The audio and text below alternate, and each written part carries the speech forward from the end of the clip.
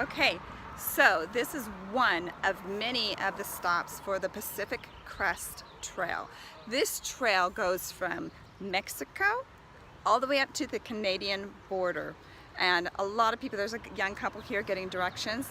My husband is quite the traveler for the forestry areas, and they're getting directions on where to find the trailhead.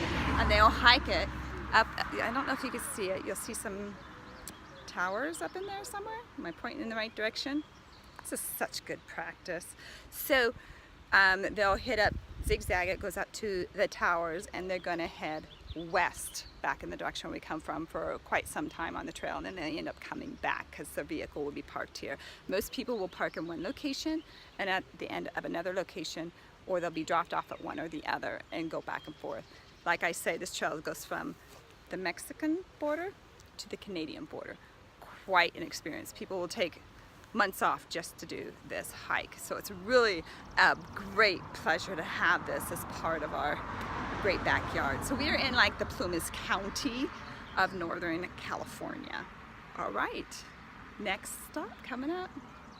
Okay, so we made it up to Cree, and as you can see when you're looking up the creek, you see the power lines up on the back. So at the Pacific Crest Trail, this is also part of it, and that's what you're following pretty much are the power lines along this route here. So this is just absolutely...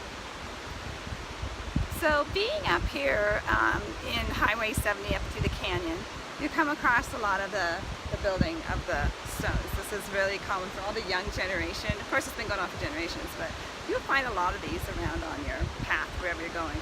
And a lot of people are asking, what are these big rocks? This is granite.